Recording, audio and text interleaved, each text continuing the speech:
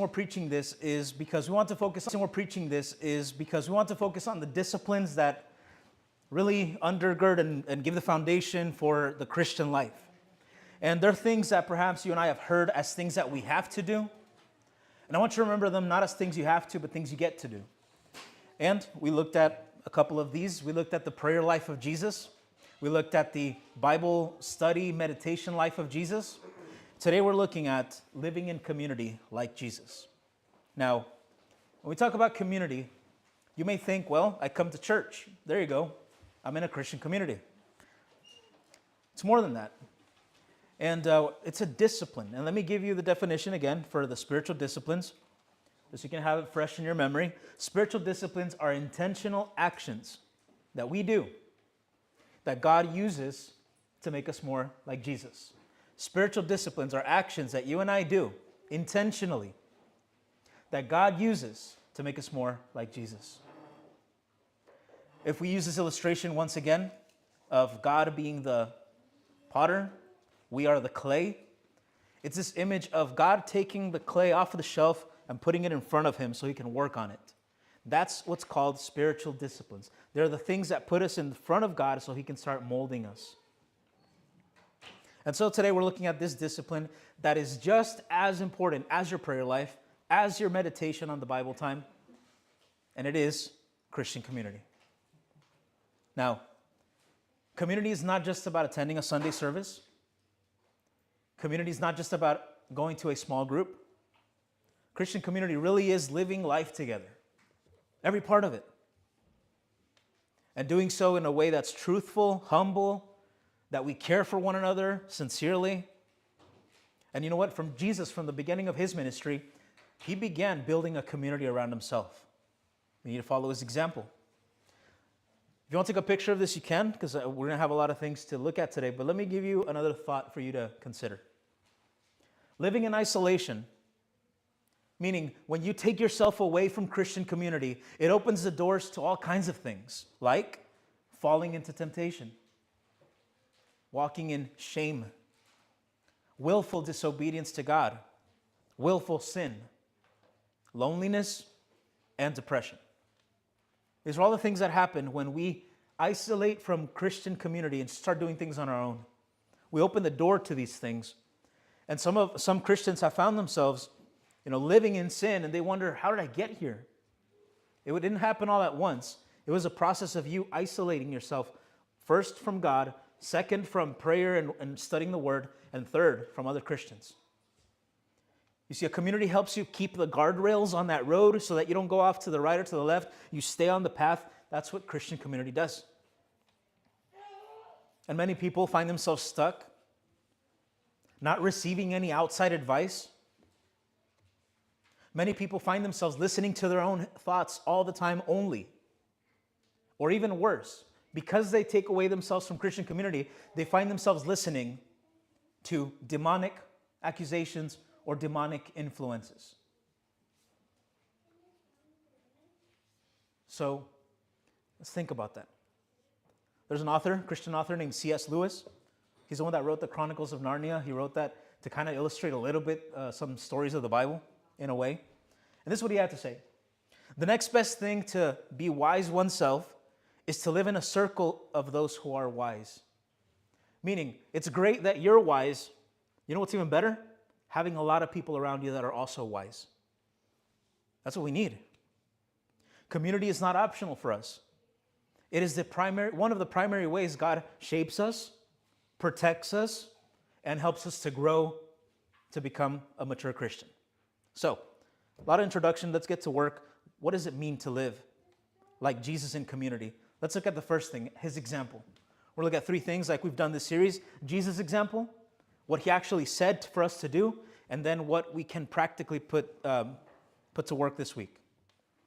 So how did Jesus live in community? I'm going to give you several snapshots and examples from the Bible. It's like you're looking at a picture and capturing that moment. Here's the first one.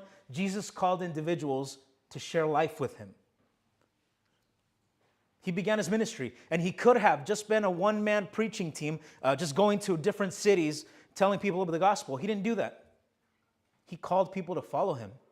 Look at Mark chapter 3, 13 through 14. I want you to repeat these with me so you can get familiar with the Bible. What does it say? Jesus went up the mountain and summoned those he wanted, and they came to him. He appointed 12, whom he also named apostles, to be with him, to send them out to preach. He called them. He said, follow me, be part of my community. We're building this thing. Look at what it says in verse 13. It says, he summoned those that he wanted. Sometimes we got to be a little selective with our friends. You see, we should be friendly to all people. Jesus was. But out of the multitudes, the thousands that followed him, he prayed all night and he said, I'm going to pick 12. And so we should be a little bit selective who we let in. But look at what it says in 14. What did he select them for? It says to send them out to preach, but before that, what does it say? What does it say there? To be with him. He wanted to spend time with them. Think about this. Jesus, grown man, 30 years old. He's about to travel all across Israel on foot on this mission trip, and he invites 12 guys to be with him.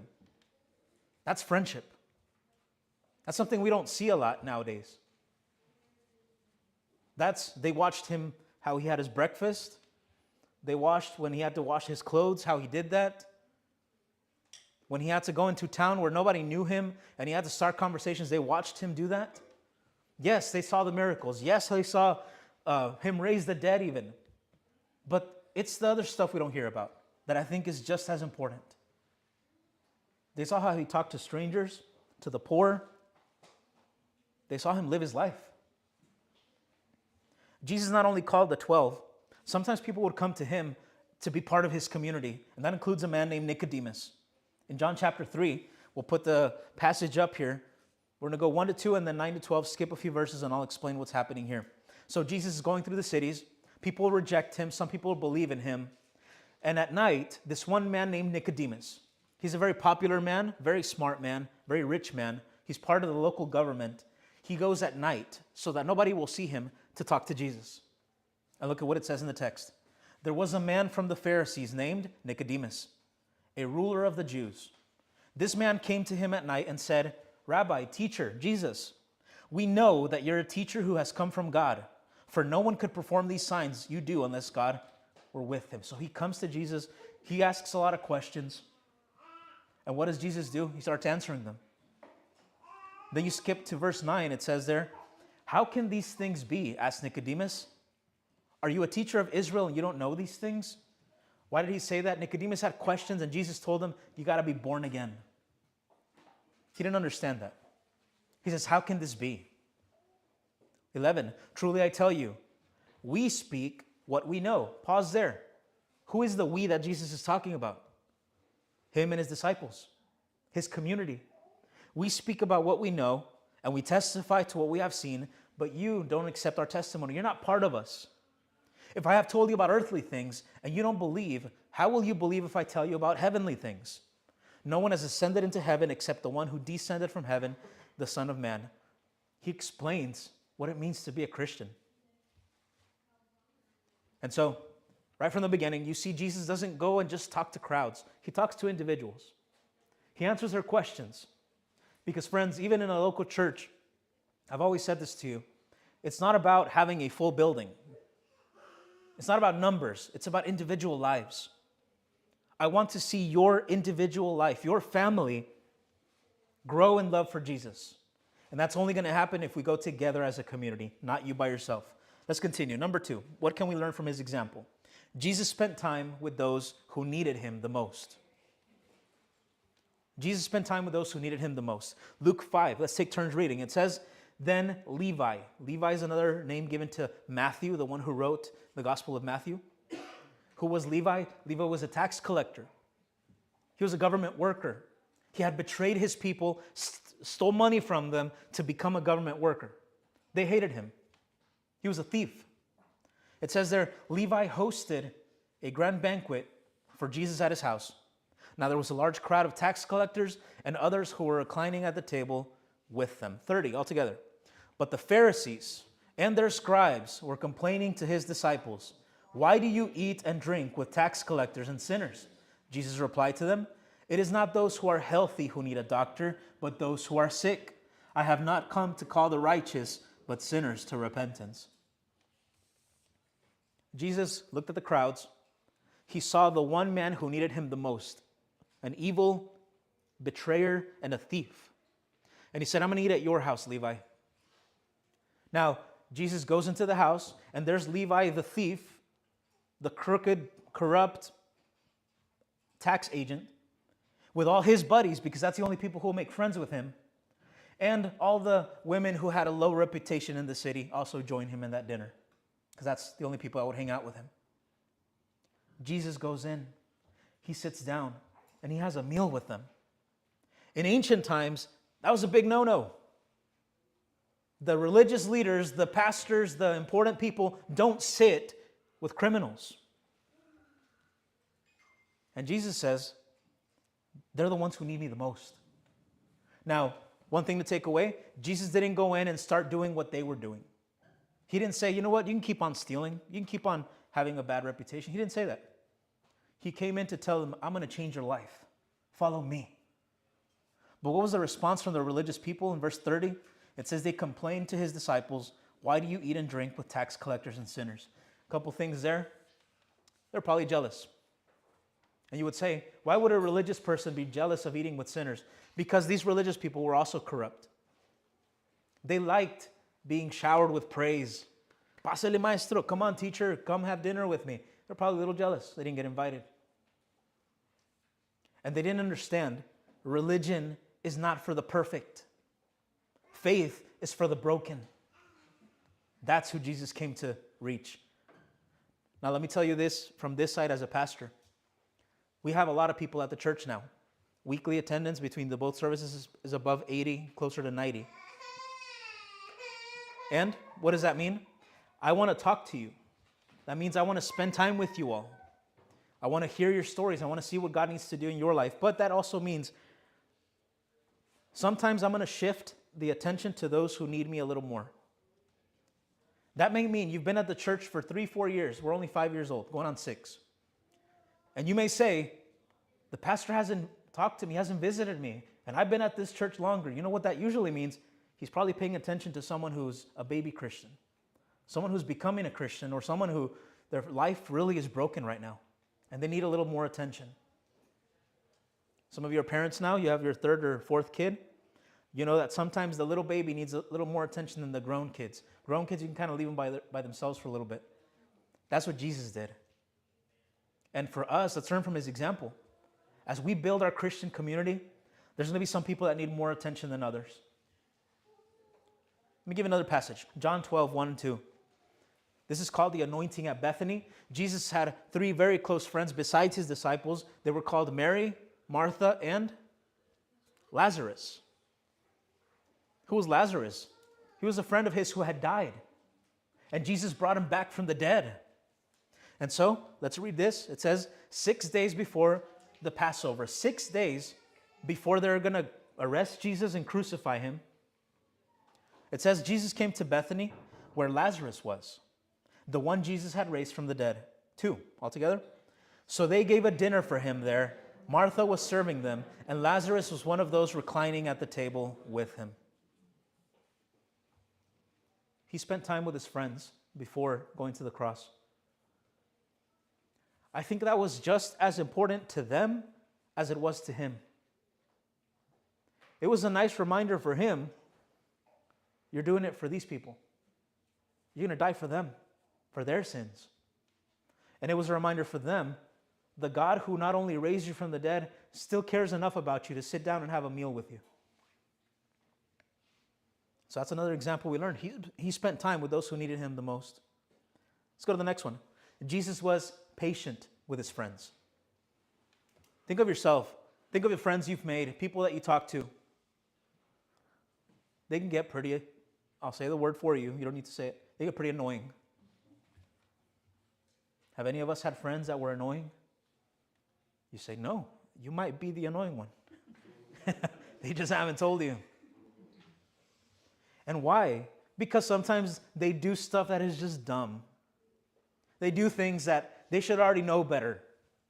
Or they're still debating things that you already know the answer to. They're just a little stubborn. And when that happens, the other friends need to have a lot of patience with that person. You know who we learned that from? Jesus. He had patience. In Mark chapter 9, what's happening there? Jesus has been traveling with his friends. They're preaching the gospel. But after selecting the 12, they start debating amongst each other. Okay, you know, Jesus is the Son of God. He's number one. Let's pick the next one, number two. Who's the most important? Which to me is kind of a dumb question.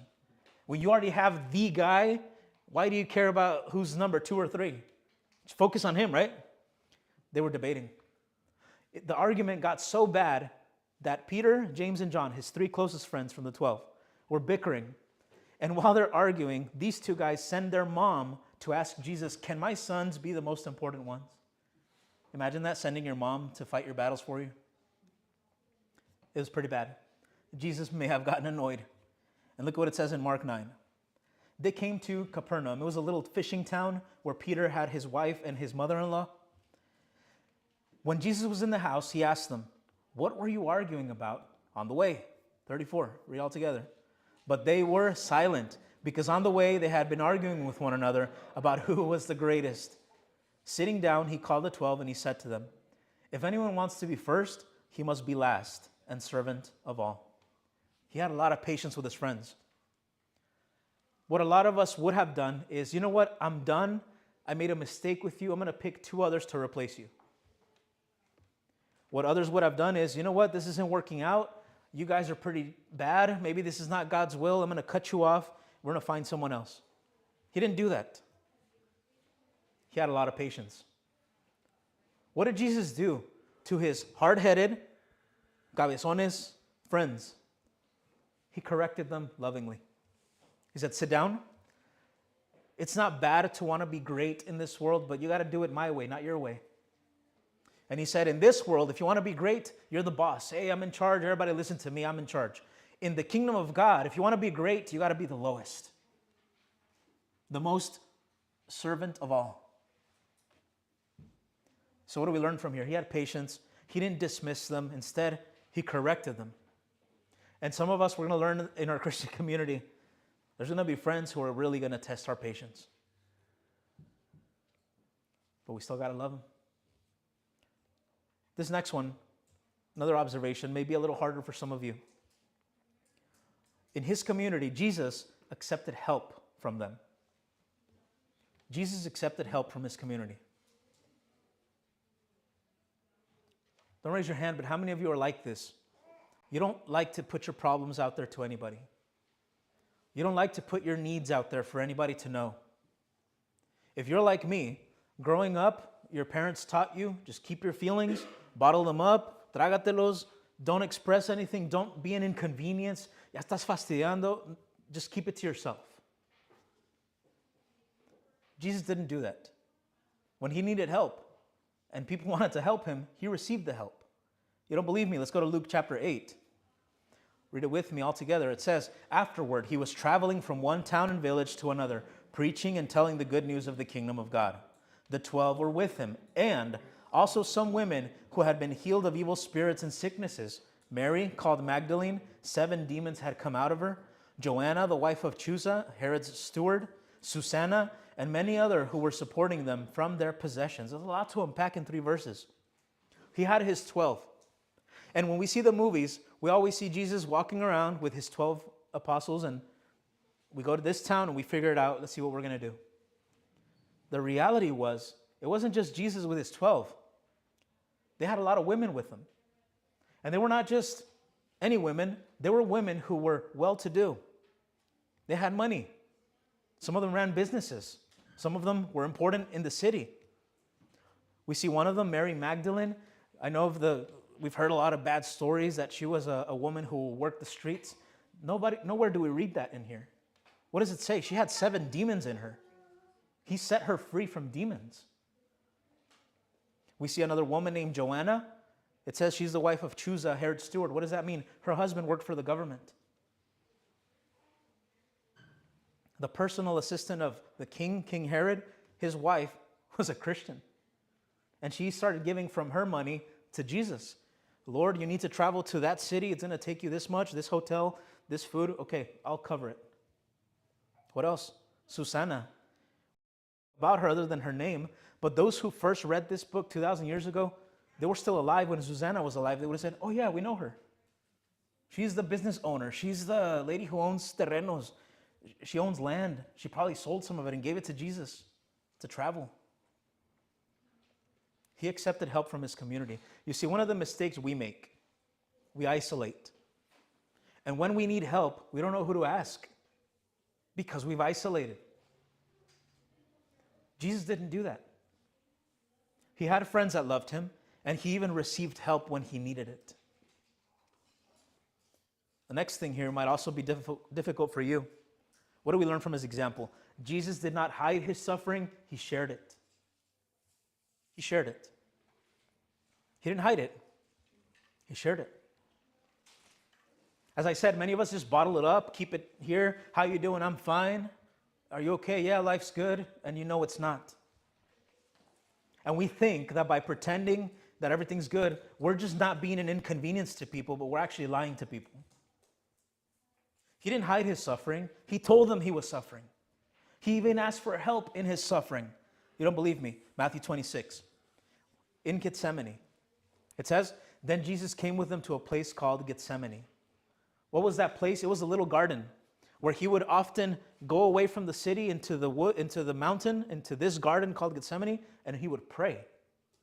And so it says, then Jesus came with them to a place called Gethsemane. And he told his disciples, sit here while I go over there and pray. 37 altogether. Taking along Peter and the two sons of Zebedee, he began to be sorrowful and troubled. And he said to them, I am deeply grieved to the point of death. Remain here and stay awake with me. That was the night when he was going to be arrested and then murdered the next day. And instead of just bottling it up, what does he say to his friends?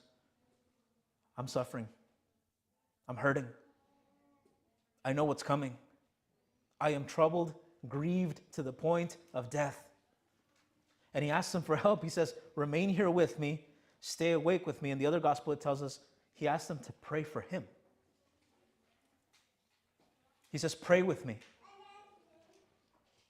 We know the rest of this story in particular. He's over there praying. They're over here. They try to pray, but they fall asleep. They're very tired. They've been walking for days. He goes back and he says, please stay awake with me. Pray for me. My soul is troubled. He goes and prays again. They try, but they fall asleep. And he comes back and he says, you couldn't stay awake with me for just 1 hour more? Jesus shared his suffering. And how many of you have kept quiet? How many wives or husbands have said, you know what? Don't say anything. You better not mention anything. Just keep it to yourself. Don't even cry right now. Don't even move your lip.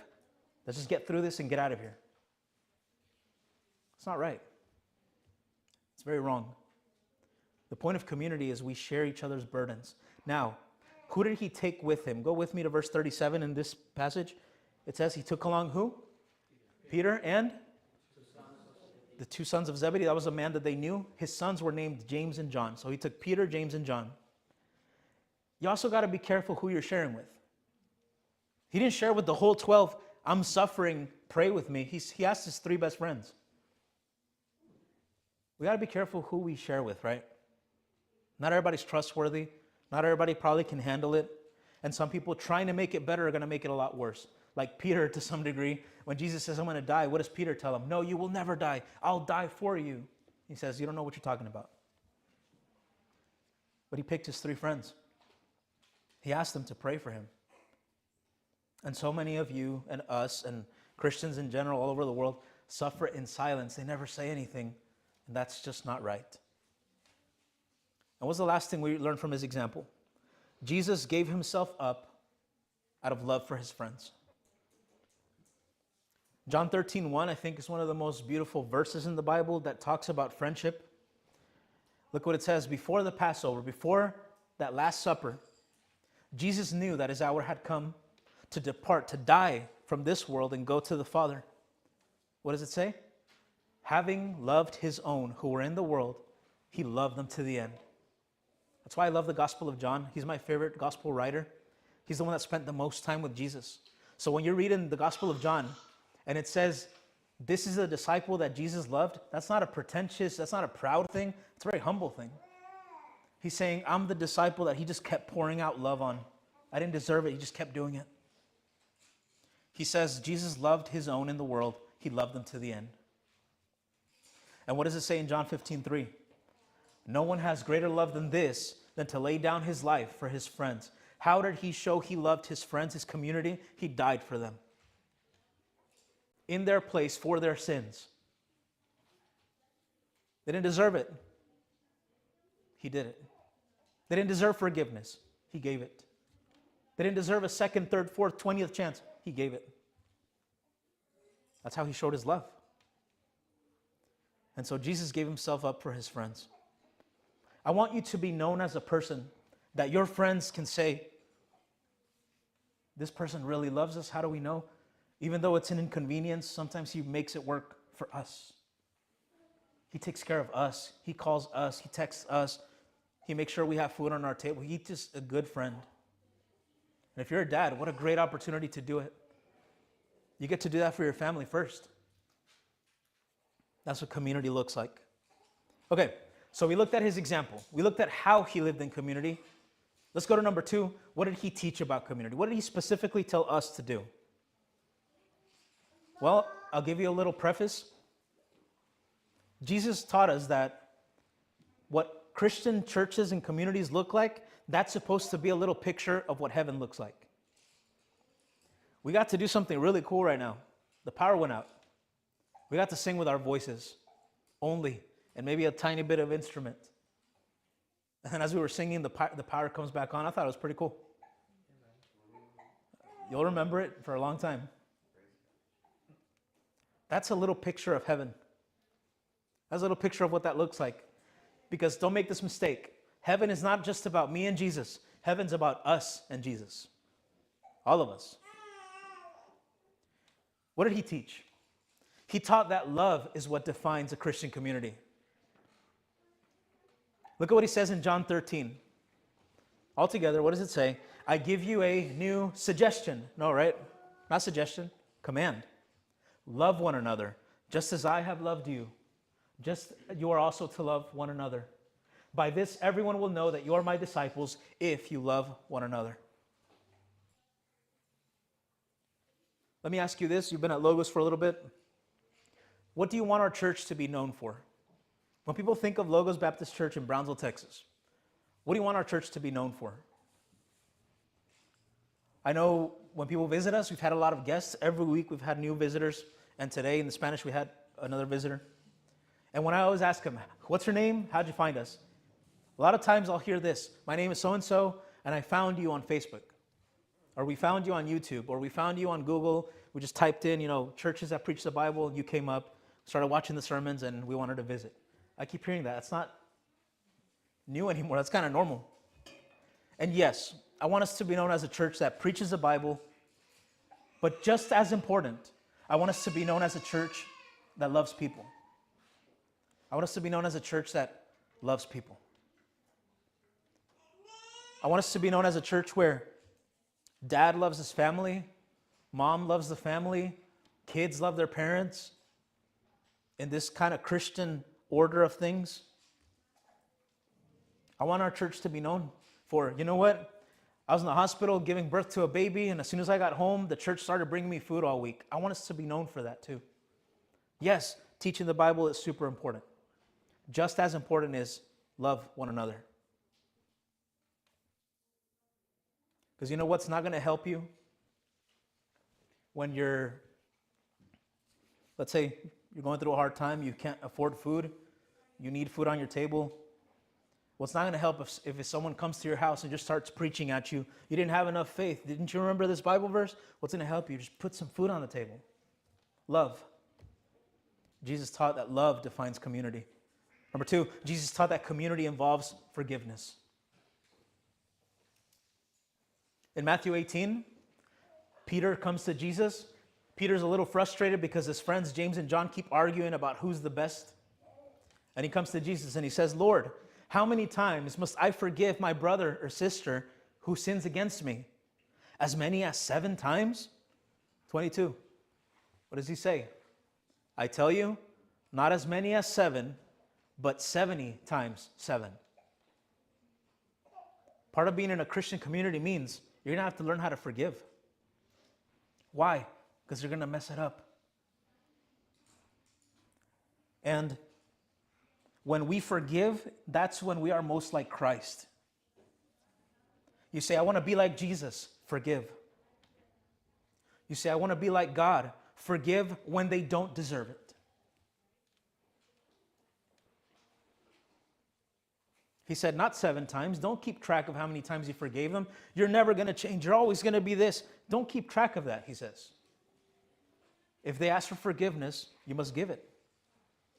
That doesn't mean the relationship is going to be perfect and back to square one. No, or back to where we started. No, it may mean it takes some work. But that grudge, you don't hold it anymore. I've heard people tell me this. I just want our church to be like La Iglesia Primitiva. I want us to be like the first Christians in Acts chapter 2. That's how we shouldn't be fighting, hermanos, amongst each other. And I would say, flip a few pages to Acts chapter 6, 5, 6, and 7. What's happening? They're fighting. Why? Because I didn't get enough food. I didn't get enough food in the potluck. And already Pastor Peter has to come and says, okay, I don't have time for this. Let's put some deacons in charge to help you make sure everybody gets food. Are we good now? Great.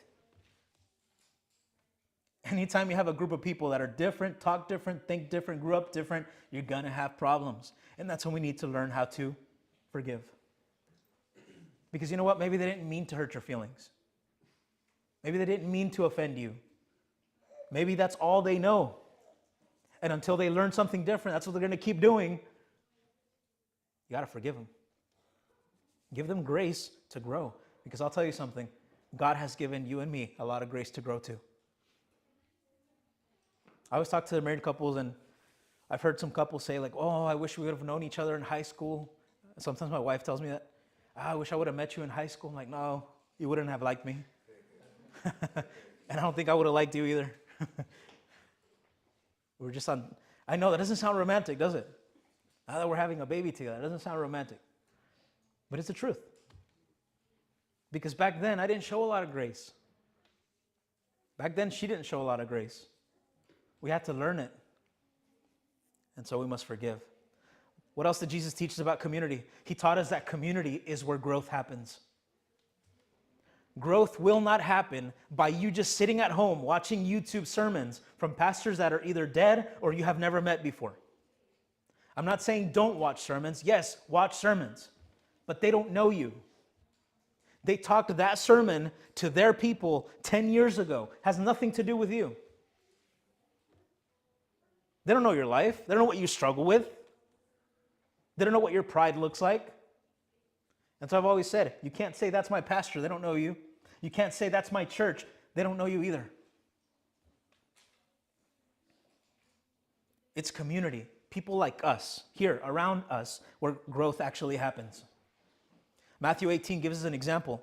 Here, Jesus gives instructions about forgiveness. He says, if your brother sins against you, go tell him his fault. Where?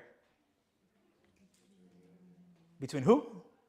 You and him alone. Not Facebook, not Instagram, not the woman's gathering for you to vent your gossip, not the men's carne asada for you to vent your gossip. What does he say? Go tell him his fault between you and him alone. And if he listens to you, you've won your brother. That means here, even amongst us, community, small groups, there's going to be a time where someone tells you you're wrong. The question is, will you accept that correction? Will you receive it? Will you say, you know what, I might be wrong?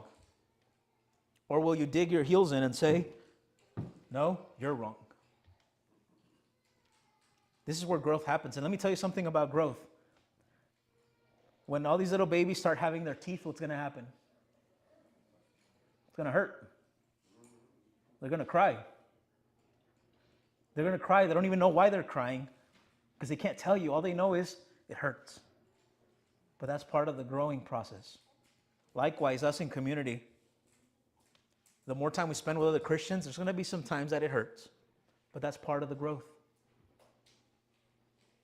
I had a boss that I've always shared about him, and I got to tell him about our baby, he was super happy. He was super happy. He was like, he was like, tell your wife to do jumping jacks so the baby will get here faster.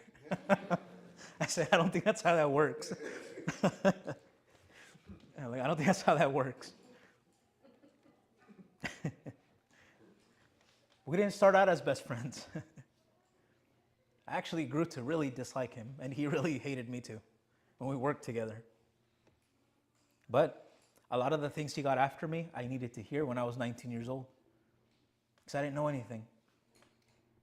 And sometimes those regañadas, those getting after me, those, hey, be quiet, this and that, is what helped me mature to become now, hopefully, a father soon. I needed it. I didn't like it at the time. I needed it. And likewise, us in Christian community, there's going to be times you don't like what they tell you, but you need to hear it. Because that's where growth happens. What is that verse? Iron sharpens. That's not a smooth process. That's kind of painful. What does the Bible say of how God refines us? Through fire. It's where growth happens. Now, the last thing here on this. Jesus prayed for unity among his followers. He prayed for unity. In John 17, he's about to die the next day. He's praying for his 12 disciples, for his apostles, and he's saying, I pray not only for these, but also for those who believe in me through their word. That's you and me, friends, 2,000 years later. May they all be one. As you, Father, are in me and I am in you, may they also be in us, so that the world may believe you sent me. What's he saying here? He's praying for unity. Jesus wants local churches to be united, to be on the same path, thinking the same, maybe not agreeing on everything, but one mission, one mind, one Holy Spirit. Unity. What he doesn't want is division. He doesn't want churches to split. Oh, and we started a new church because we split. No, he wants that church to grow and then multiply. We're going to send people to start a new church. That's the right way to start a church. Not because it split, but because it multiplied. Likewise, here in the church, he prays for unity. May they be one. If you're someone that's constantly pulling away from the rest of the group, there's a problem. If you're someone that's always causing some sort of division. I didn't like the music. I didn't like that the lights were too bright. I didn't like that the songs were not in my language. Or this or that. Always looking for division. You shouldn't be here. He wants unity. And sometimes unity means some people are going to leave. They're not on the same track. And that's fine. I've said this since we started the church. This is not a church for everyone. This may not be the church for you. You're welcome to leave. That's fine. Unity is what he wants. That's what he prayed for. And let me ask you this. Wouldn't you like to be the answer to the prayer of Jesus? It's not that you have the power to do it, but the Father will always answer the prayers of his Son, Jesus. Jesus asked the Father, let my church be united. Let's be that answered prayer. How do we do that? Let's finish up for today. How can we begin to live in community? Here's some practical stuff, because maybe you don't need more preaching, you need stuff to do. Let me help you with that. Let's build that community. But let me give you a little warning. Whatever community you try to build is not going to be perfect. You're not in heaven yet. But that shouldn't stop you from pursuing it. Let me give you a quote from this author of a book called Joyful Perseverance. I highly recommend that book. It's for people that are burned out. I think I've read it a couple times. Read his book, and in his book he had this to say. Many people have told me that it's hard for them to have close friends because it's difficult to trust others. They have been hurt by friends who betrayed their confidence. But one of the results of meeting with like-minded people who love Jesus for extended periods is mutual trust.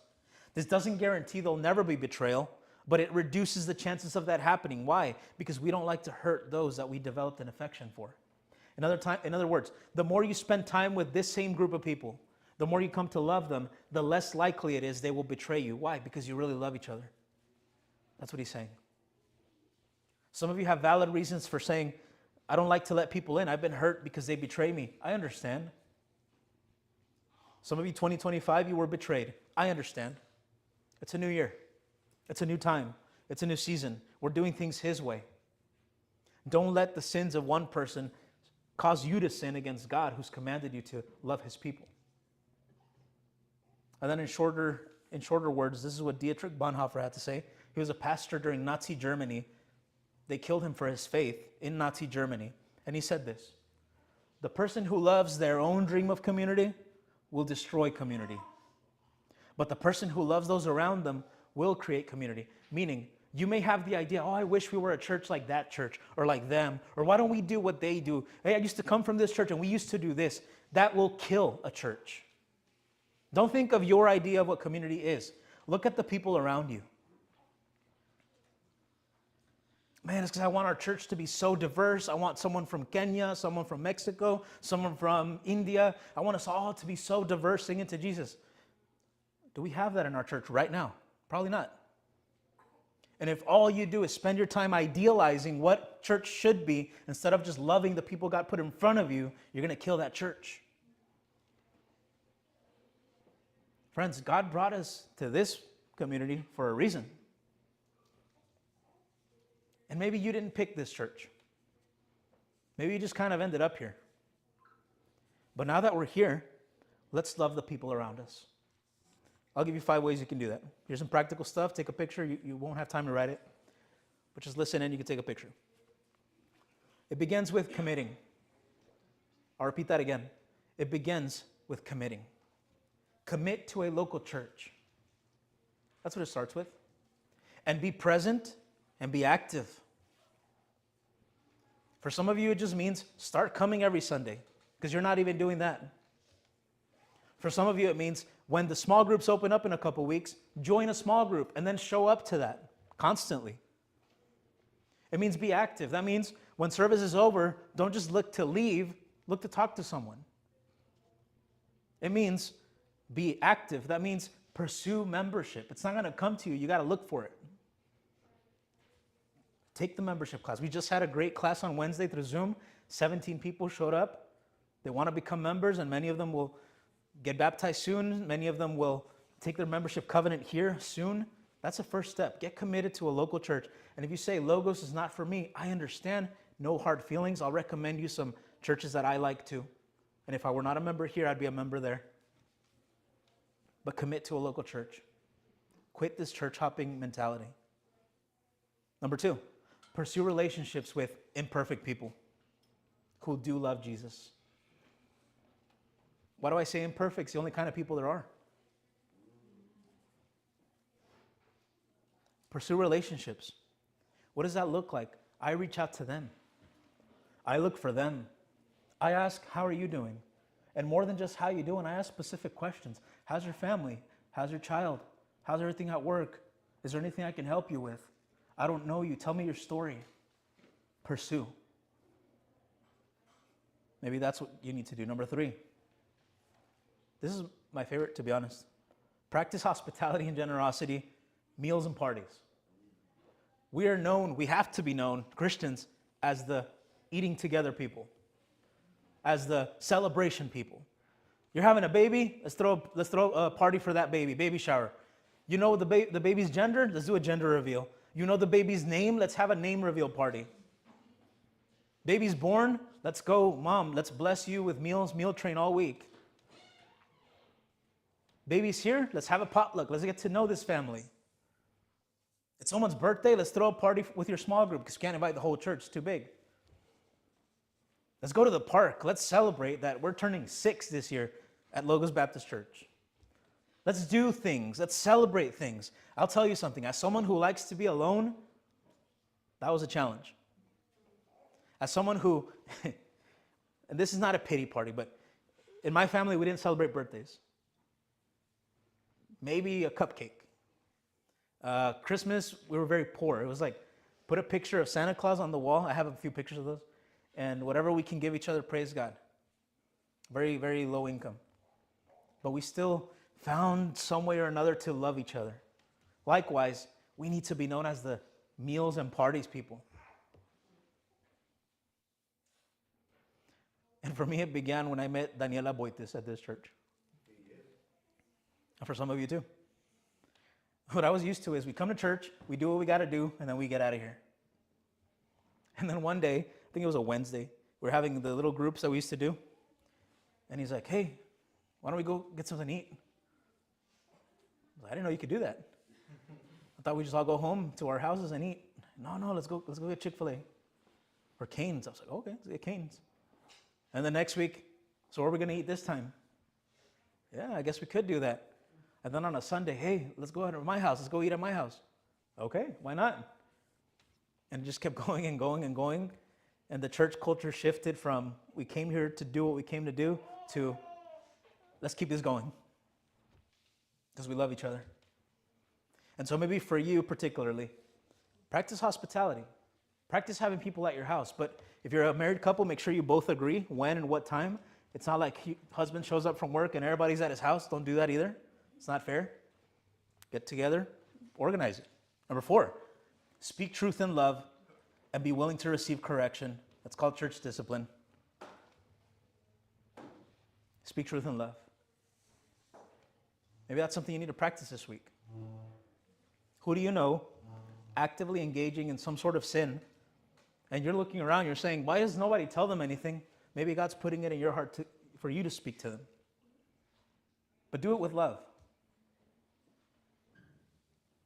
And likewise, be willing to receive correction if it comes your way.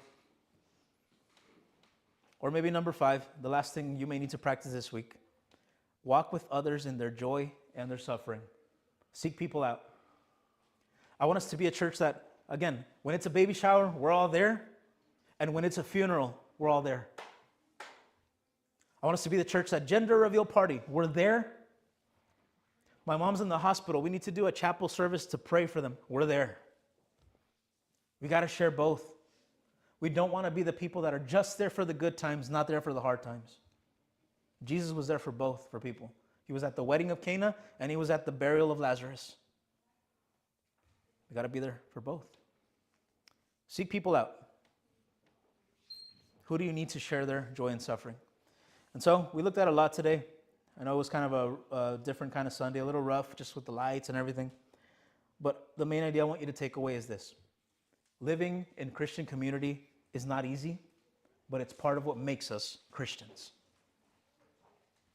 And because Jesus did it himself and he pursued it, we must follow his example. And the rewards, the fruit of it will be, your heart will grow for people. And it won't just be all about you. It'll be all about his kingdom, his people. You'll become more like him. Let's pray. Father, we thank you for your word. We thank you for this moment we had.